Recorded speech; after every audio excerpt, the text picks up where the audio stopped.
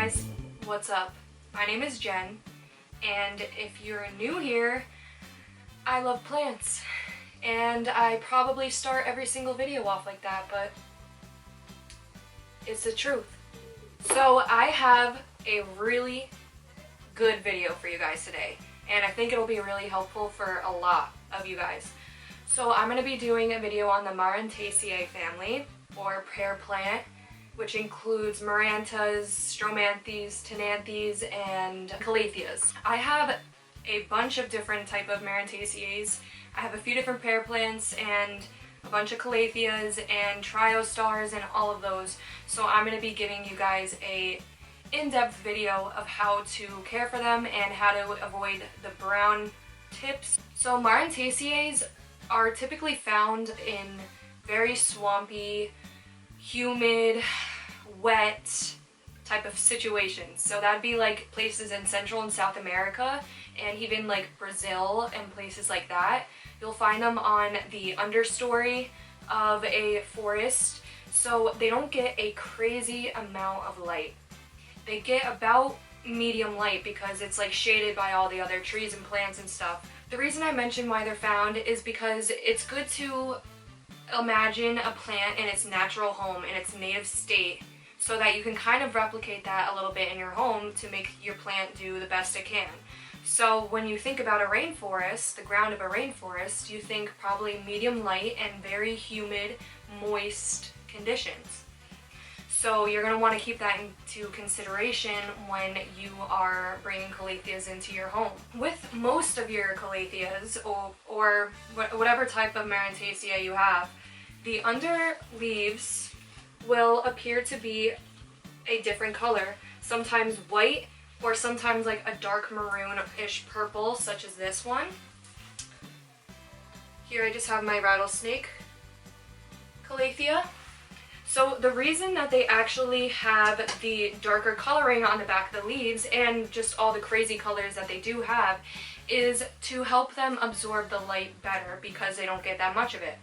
So when you think about the sun hitting the leaf, if the back of it is like very light and like a light green or something, the sun's going to be able to go right past it. But if it is a plant with this type of back of leaf, it'll actually prevent a lot of the sunlight from going through the leaf, and it'll bounce right back up into the leaf, so the leaf is able to absorb more sun. So that's the whole reason as to why they're all different crazy colors and they're beautiful. If you get a Calathea such as this one, like the Calathea ornata, then it is very, very easy to brown the tips. So one like this, you're going to want to have high humidity.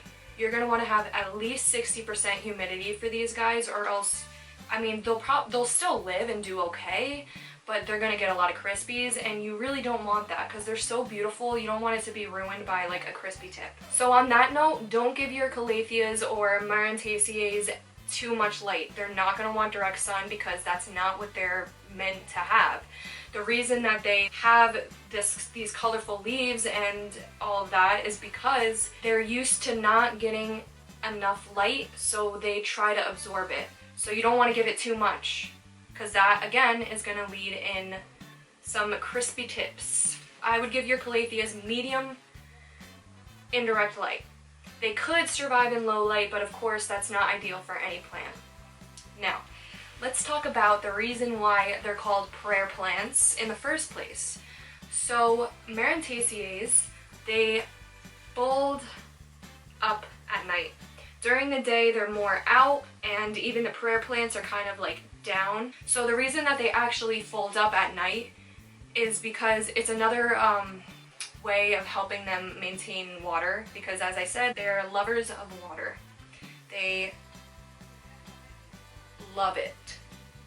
And I'll show you my prayer plants, but they're just like hanging in places where I don't want to take them down because it'll mess things up. So I'll definitely like insert a little clip of my prayer plants. So I really love this red Maranta. It is just so pretty. Like, I know it's so common, but it never ever ever ever gets old. I absolutely adore it. It just grows all the time. It always has a new leaf coming out, and she's just my child. Like, I don't even remember how long I've had her for, but she is doing so great, and they are just so easy to propagate. It's kind of hard to see, but she's going all the way back there as well. It's so hard to show, but I don't want to take her down because she's like so perfectly in the spot. And then above her, I have my lemon lime Maranta, which is just as beautiful. I like having them right next to each other so that they can kind of like contrast. I would definitely suggest getting your hands on either one of them, which the red one's not as hard to find as the lemon lime, but they're both beautiful. As you can see, my prayer plants don't have any browning tips, really. I mean, there's a few, but the reason for this is because I water them with filtered water in order to avoid any harsh chemicals that they're not gonna like, because that again will cause browning.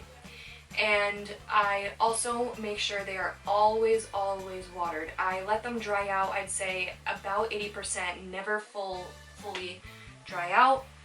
And they're just such beautiful plants. If you just water them and give them humidity and medium light, they will do amazing. So that's pretty much the 3 simple ingredients.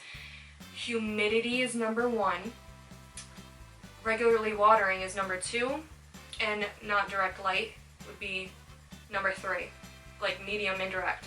Yeah, I would really suggest Marantaceae because they are just so strikingly beautiful. They add that pop of pink or maroon or red sometimes, or purpley color into your plant collection, and I think it's just, they're amazing plants to have. So I'm gonna show you all of the types of prayer plants that I have, and I actually have quite a bit because I obviously love them.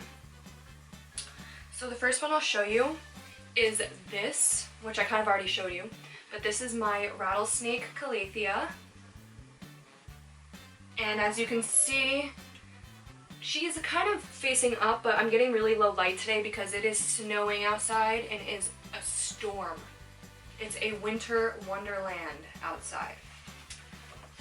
But this is my rattlesnake Calathea, and I have it in this very unflattering orange pot. Now the next plant that I'll show you is my little Calathea Freddy.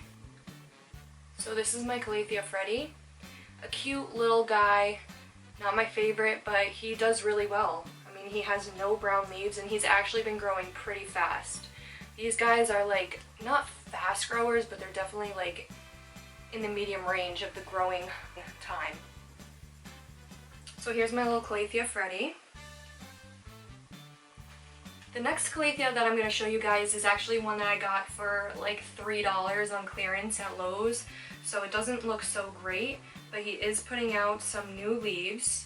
So, and I really love this guy. It's kind of like a velvety leaf. It's really pretty. The next Marantaceae I'll show you is a Calathea, and this is my Calathea ornata.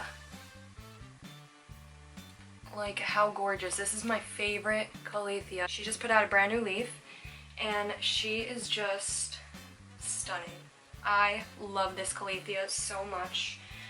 I let her dry out about 80%, like I said, and then I will drench her in water, let her drain through, and that's it. You don't want them to be sitting in water. That's a no-no. So here is my Stromanthe Trio Star. Do you say Trio Star or Trio Star? I don't know. But she is just so gorgeous. Like, if you have one of these, you just know how gorgeous they are. I got this huge one for, I think, 15 bucks. And she is just beautiful. Always putting out new leaves. And she is just so gorgeous. She's growing nice and tall, and there's a few different plants in here, but with her, again, she's gonna need the humidity or else she will definitely get brown tips. They have really big long leaves, so it's not as easy for them to retain all of that moisture. So they definitely need humidity, and these guys drink a lot, so you're gonna wanna like regularly check for watering. And I actually have another Triostar hiding in the corner, which has gone through some stuff. My dog has actually taken a few bites out of it, but yeah, that kind of just happens, I guess, sometimes. So if you're thinking about repotting your Calathea, I would suggest using a mix that will really retain moisture, so you don't have to worry about it drying out really fast. So I wouldn't suggest like full only dirt potting mix. I would like recommend probably 2/3 potting mix and then 1/3 perlite. So it gives that little air because you don't want it to like get moldy and like get root rot, obviously. I wouldn't add orchid bark or sphagnum moss or anything like that, but you want to have a pretty rich mixture which is going to be able to retain moisture. Something that's cool though about Calatheas, which I have noticed, is that they actually will start to sweat when you give them maybe a little bit too much water. And I don't know if that's just me, maybe it's because it's so humid in here, but I actually see on the bottom of the leaves little water droplets, and I've noticed that before. So I'm pretty sure that they sweat through the backs of their leaves when they have a little bit too much moisture, which is super cool. So I actually have a few Calatheas on my wish list, and I actually have one coming in the mail. So I have the Calathea Peacock coming in the mail, and I'm so excited to get that. And I'm a little nervous though because it's really cold outside, but we'll see. Other ones that I really want are the Calathea Rose Picta, and I also want a Calathea White Fusion. I think that those are really pretty as well. So I definitely have a bunch of them on my wish list, and it'll probably happen. Let's not lie, it'll probably happen. Because they're just so beautiful, and there's such a wide variety of them. Like, there's so many different types of genuses in the Marantaceae family, and I love that. I love collecting all different types of plants that are in the same family, and then seeing the variations along with them. So if you like my Marantaceaes, my Stromanthes, my prayer plants, and my Calatheas, please let me know. Let me know which one of them that you have that I also have, and because I'd like to know how yours is doing. I mean, mine are doing pretty good, and they're still putting out new leaves. They don't seem to know that it's winter or snowing outside. I would get one if I were you. Comment down below the one that you have that's your favorite, because I am just so curious. Like, what's your favorite Marantaceae out of all of them? Like, if you had to choose one that you could have only for the rest of your life, what one would you choose? Let me know. Subscribe for more care videos and tips and tricks such as these. I am talking all from experience because I've had all of these for years. Well, I mean, not all of them, okay? But I've had a lot of them for years, and I've like really learned over time, and it really is just the humidity and the regularly watering them. That's really just what you have to pay attention to. I have a bunch of other videos on different types of families and how to care for them and variations throughout them, so please check them out, because why not? So again, my name is Jen. Hope you guys have a great day.